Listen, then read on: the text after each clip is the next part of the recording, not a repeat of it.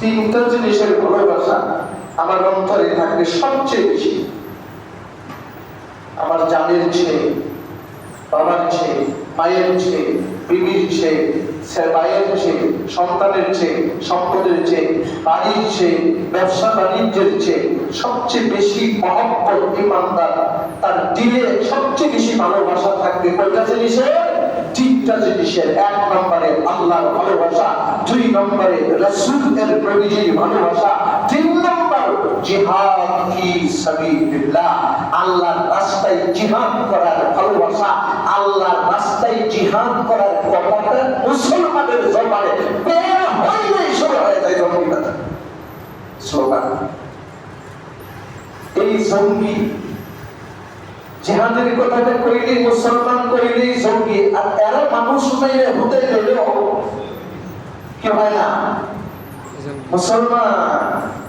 এই তিনটা জিনিস অবশ্যই তুমি ইমানদার হও, মুমিন হতে চাও, এই তিনটা জিনিসের মধ্যে যতক্ষণ আমার দিলে না আসবে, মুমিনের দিলের ভিতরে না আসবে, আমার আত্মার ভিতরে না আসবে, কিসের চাইতে সম্পদের চেয়ে, ছেলেমেয়ের চেয়ে, আমার বিবির চেয়ে, আমার মা বাবার চেয়ে, ওই পৃথিবীর সব কিছুর চেয়ে তিনটা জিনিসের ভালোবাসা যতক্ষণ আমার অন্তরে সবচেয়ে বেশি লালন না করবো, ততক্ষণ ইমানদারের খাতায় আমার নাম বসাইতে পারবো না। এটা কার কথা? আল্লাহর কথা।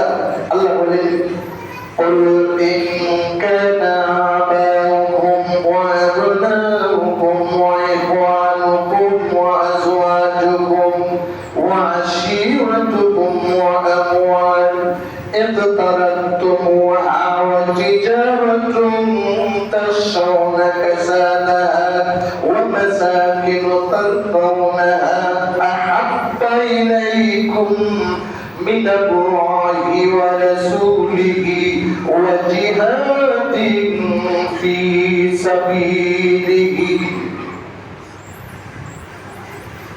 সব কিছু আল্লাহ এবং আল্লাহ রাসূলের মহব্বত, জিহাদ ফি সাবিলিল্লাহ, আল্লাহর রাস্তায় জিহাদ করা, আল্লাহর রাস্তায় জিহাদ করা।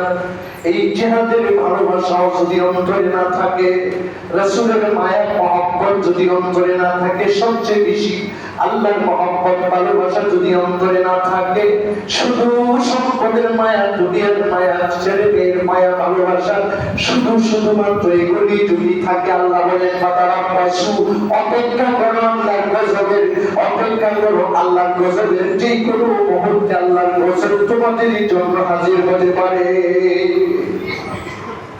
পারেনি না পারে না?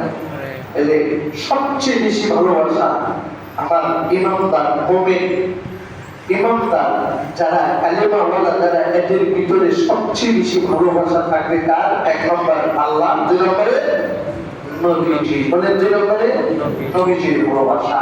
তাহলে নবীজির ভালোবাসার নিদর্শন আল্লাহর ভালোবাসা।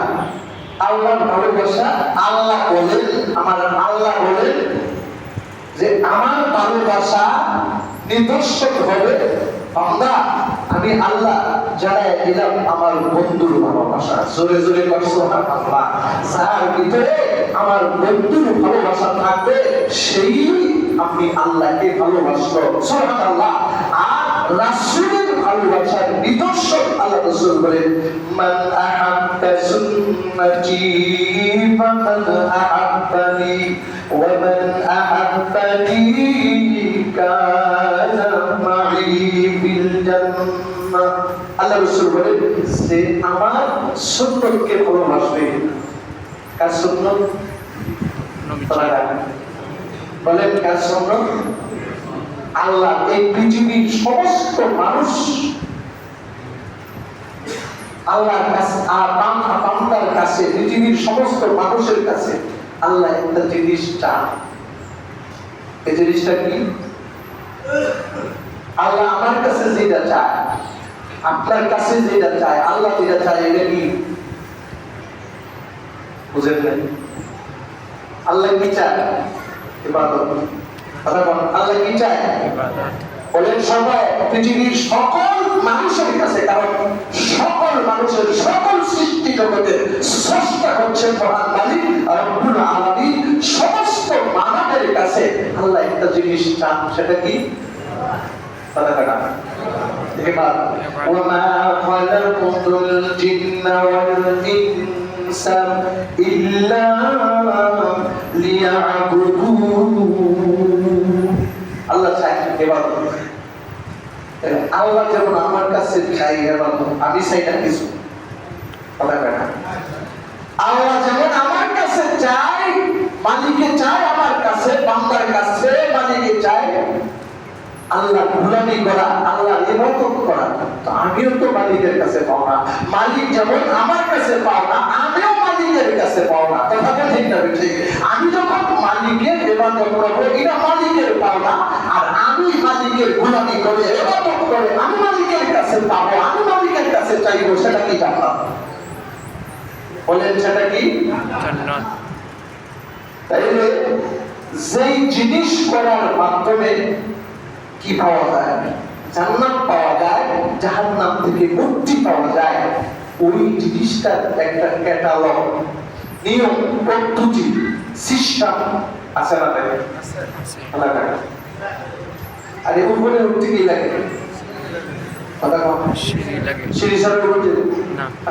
এবং প্রত্যেকটা জিনিসের যাওয়া সিস্টেম আছে, পদ্ধতি আছে। আপনি যদি মালিকের গোলামি করে ইবাদতের মাধ্যমে কঠিন যন্ত্রণাদায়ক শাস্তি জাহান্নাম থেকে পরিত্রাণ পেতে চান, তাইলে নিশ্চয়ই তার একটা ক্যাটালগ লাগবে, তার একটা আদর্শ লাগবে, তার একটা নমুনা লাগবে, তার একটা সিস্টেম লাগবে। সেই সিস্টেমটা হচ্ছে মুহাম্মাদুর সাল্লাল্লাহু আলাইহি ওয়াসাল্লাম। এগুলি কি? নবীর সুন্নাহ। যেমন তাহলে নবীর সুন্নাহ মানে কি? পথ, নমুনা, আদর্শ। যেমন এক হাদিসে আল্লাহ রাসূল সাল্লাল্লাহু আলাইহি ওয়াসাল্লাম বলেন, তারাকতু ফীকুম আমরাইন লান তাদিল্লু মা তামাসসাকতুম বিহিমা কিতাবাল্লাহ ওয়া সুন্নাত রাসূলিহি।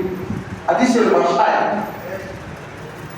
নবীজি নিজের ভাষায়, নিজের হাদিসে আল্লাহ রাসূল সাল্লাল্লাহু আলাইহি ওয়াসাল্লাম এই হাদিসের সাথ ফরমায়, আমি দুইটা জিনিস কর্মচারীর জন্য রেখে গেলাম। এই দুইটা জিনিসকে যারা আঁকড়ে ধরবে, মজবুতির সাথে ধরবে, আল্লাহ রাসূল ঘোষণা করেছে সেই উম্মত আমার, সেই জাতি কশ্চিন কালেও পথভ্রষ্ট হবে না, জাহান্নামী হবে। এক নম্বরে আল্লাহ রাসূল বলেন আল্লাহর কিতাব। বলেন এটার নাম কি? বলেন এটার নাম কি? এক নম্বরে এই কোরআন ধরতে বলেছে আল্লাহ তাআলা। আরেক আয়াতের মধ্যে বলেছেন, মা আতাকুমুর রাসূলু ফাখুযুহু ওয়া মা নাহাকুম আনহু ফান্তাহু। ওহীর মাধ্যমে, জিবরাইলের মাধ্যমে আল্লাহর পক্ষ থেকে যে নির্দেশনা দিয়েছেন, আল্লাহু আকবার, সেটাকে মজবুত করে ধরো, ধরার মতো ধরো। ওয়া মা নাহাকুম আনহু ফান্তাহু। যেটাকে নিষেধ করা হয়েছে সেটাকে পরিপূর্ণভাবে বর্জন করো। আদেশ যা, নির্দেশনা যা আসছে, তার মাধ্যমে আমরা কার মাধ্যমে পেয়েছি? কার কাছে আছে? আপনার কাছে আছে, আমার কাছে আছে, কার কাছে আছে? মানুষের কাছে আছে। আল্লাহ বলেন নবীর মাধ্যমে যে আদেশ তোমরা পেয়েছো সেটাকে মজবুত করে ধরো, পালন করো। যে নিষেধ আসছে, আদেশ হয়েছে, শুধু আদেশ হয়েছে, নিষেধ হয়েছে না।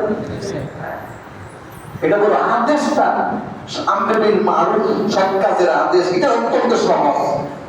কিন্তু অসৎ কাজের নিষেধ করা কঠিন। অসৎ কাজের নিষেধ করতে গেলেই লাগে, কথা কয় না? এটা বড় কঠিন। এজন্য নিষেধের বেলায় আল্লাহ বলছেন, হ্যাঁ নিষেধ আসবে, নিষেধ করতে দেবা, লাঠি মারবে, লাঠি আসবে, অপবাদ আসবে, তুহমত আসবে, জঙ্গিবাদী হুকুম আসবে, বিভিন্ন ধরনের ভাষা, অপমানজনক ভাষা আসবে। আল্লাহ পরিষ্কার বলেছেন, ওয়াতাওয়া সাউবিল হক আমরে বিল মারুফ ওয়াতাওয়া সাউবিস সাদ নাহি আনিল মুনকার। অসৎ কাজের নিষেধ, এই ব্যাপারে আল্লাহ বলেন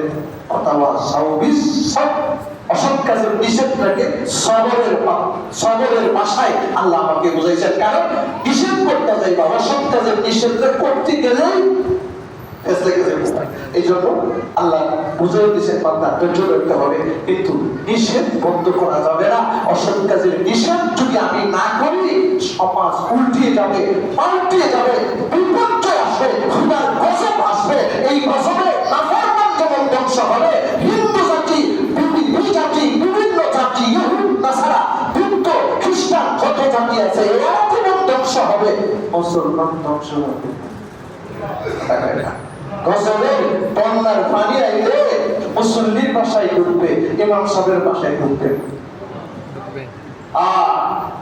এই জন্য আল্লাহ তাআলা বলেন, যা আসছে আমার বন্ধুর মাধ্যমে আদেশ পরিপূর্ণভাবে পালন করো, নিষেধ বর্জন করো। এই জন্য কি করে সুন্নতের 3 অর্থ, সুন্নতের অর্থ কয়টা? 3টা। একটা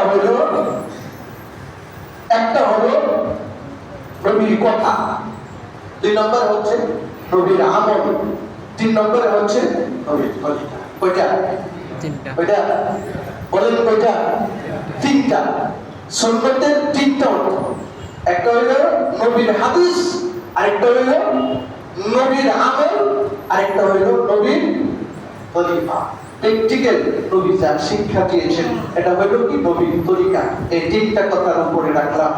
একটা মুখস্থ করেন, 1 নম্বরে নবীর হাদিস, 2 নম্বরে নবীর আমল, 3 নম্বরে নবীর তরিকা।